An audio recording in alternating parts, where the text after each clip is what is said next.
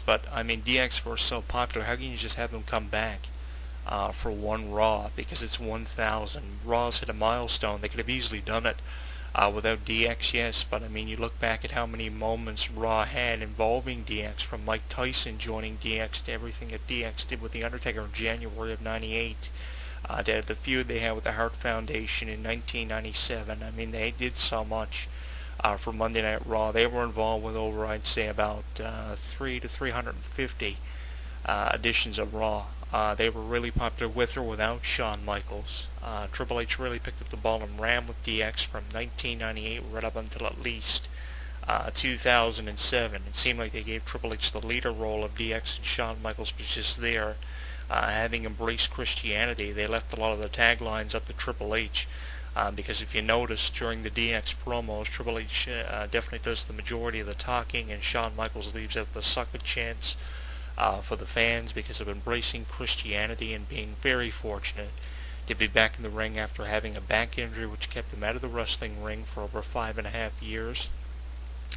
And then, it just seems weird, It just seems weird that DX coming back after all this time. It's going to be fun.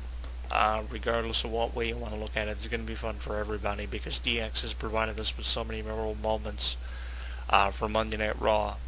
But I honestly believe, even with how fun this is going to be made, you don't really need to have DX involved with Triple H versus Brock Lesnar, because Paul Heyman and Triple H have been doing a fantastic job. They've been doing that fantastic of a job. Brock Lesnar doesn't even have to have anything to do with this storyline up until the actual match. He's going to have to be involved in the actual match, but Paul Heyman and Triple H have really sold this thing, and you could leave it up to Paul Heyman and Triple H to sell this match without DX coming back or Brock Lesnar, which leads me to believe that the DX return could be just of absolute stupidity and an act of desperation, because WWE are behind closed doors limited to the amount of legends they can bring back for this 1000th edition of Raw. Even with money talking, WWE have lost a lot of their legends to smaller companies like TNA. A lot of the legends that once worked for WWE are happy with what they're doing on the independents.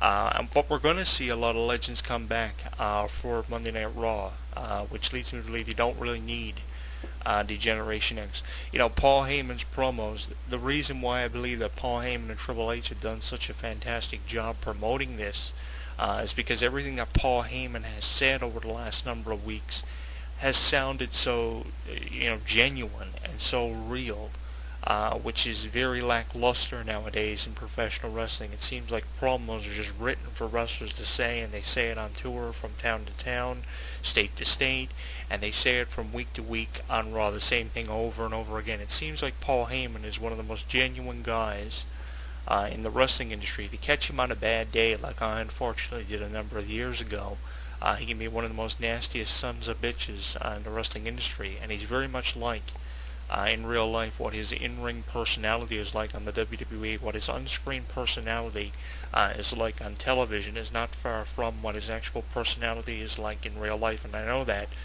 firsthand because I caught Paul Heyman on a bad day. But aside from that, everything that he says on the microphone in a promo or in an actual wrestling match, which we've seen Paul Heyman do for both ECW and the WWE, despite what some of his former employees have referred to Paul Heyman as, being a douchebag and a liar, some of the many things that a lot of people have referred to Paul Heyman as, being his former employees, Paul Heyman sounds like one of the most genuine guys in the wrestling industry, and he speaks from his heart. That's the thing that has really gotten over with me and the whole Paul Heyman return. Yeah, he's the spokesperson of Brock Lesnar because Brock Lesnar has a lot of personal issues he's trying to clear up outside of the WWE, which are preventing him from being on WWE television.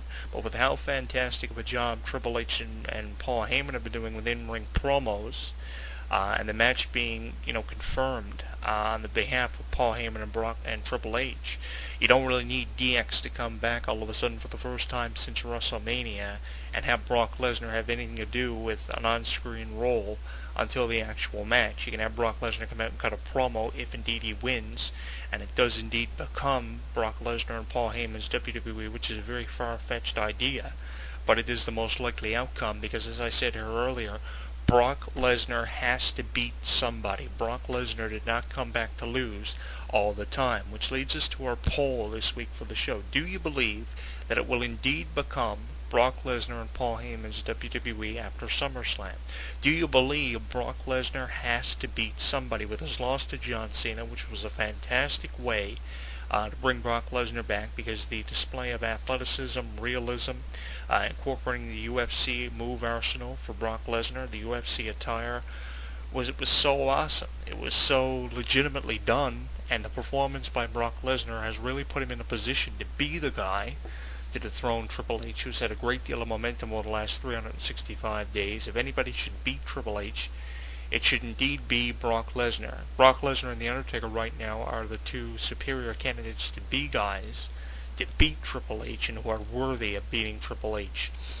I, for one, believe that Brock Lesnar did not come back to lose every match he's in. Yes, he lost to John Cena because John Cena needed a win. John Cena did not have any momentum on his side since losing to The Rock, and even before losing to The Rock, so he needed to win rather than have John Cena, your biggest draw, go on a losing streak and a rut that he couldn't seem to get himself out of.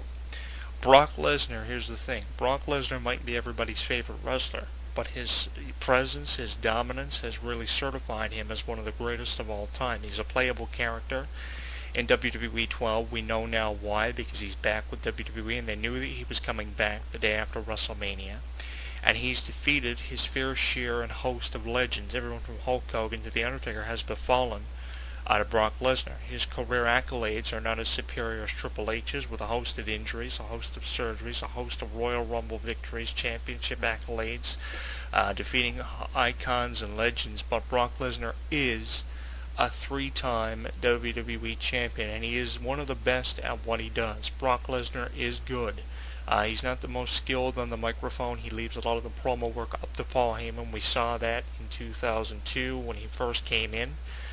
Was called by Paul Heyman the next big thing, and a few short months after that wins his first WWE championship, becoming one of the youngest champions in the industry. Randy Orton falls in that same category. I would love to see a program between Randy Orton and Brock Lesnar, and Randy Orton actually was one of the candidates to have a feud with Brock Lesnar upon the work with John Cena being wrapped up at Extreme Rules. A lot of candidates for Brock Lesnar to feud with, rather than Triple H, have been thrown in there as a possible scenario and a direction for Lesnar's career to take. I hope we get to see a lot of Brock Lesnar. I'm not a big fan of how WWE bring back all these legends, and we only get to see the legends on a few select pay-per-views.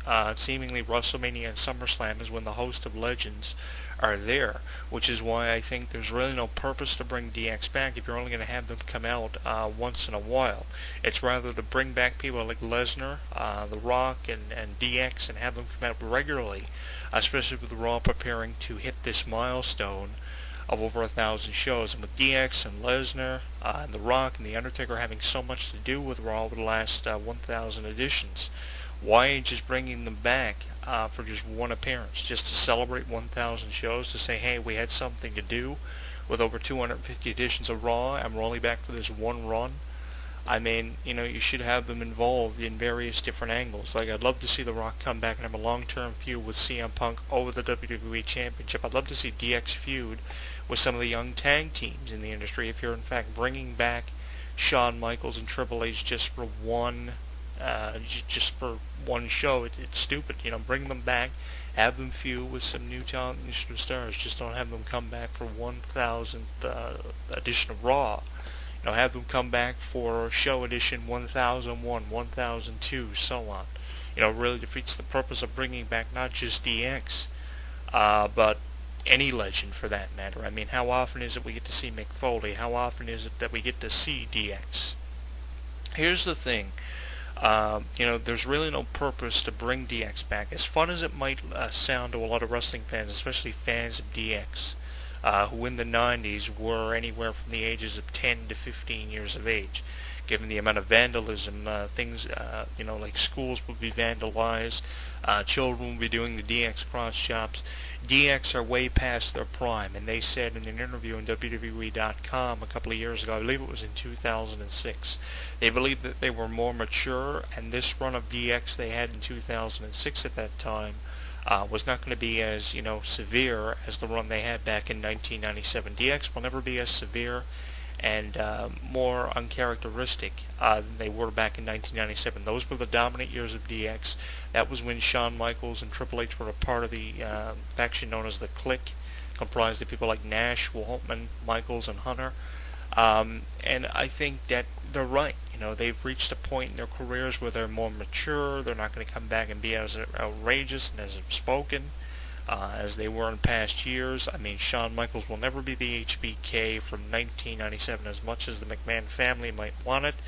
Michaels has embraced Christianity. As I said here earlier, he doesn't even do the suck it chants anymore. He leaves that up to the crowd. So I think the DX really has, reached a point of maturity in their careers. And here's the thing. Regardless of what DX will do from here on out, regardless if they're back on a regular basis following the 1000th edition of Raw, the end of an era match with The Undertaker and Triple H was so good. How can you top that? How can anything top that? How can anything top the previous two WrestleManias, 27 and 28, between The Undertaker and Triple H? And with Shawn Michaels coming back, sweetening the match up a little bit for WrestleMania 28, how can anything that DX will do with Brock Lesnar top that? The only way you can top that is by having a fatal four-way match between Triple H, Shawn Michaels, The Undertaker, and Brock Lesnar, and that's never going to happen. On average, Triple H wrestles 3 to 4 times a year now to promote something big with WWE. WrestleMania, he wrestles against a big name for a mid-card pay-per-view when necessary. His match with CM Punk at the Night of Champions pay-per-view back in 2011, and seeing him team with CM Punk was great. It really did a lot for the Awesome Truth tag team between R-Truth, The Miz, Triple H, and CM Punk, who, were on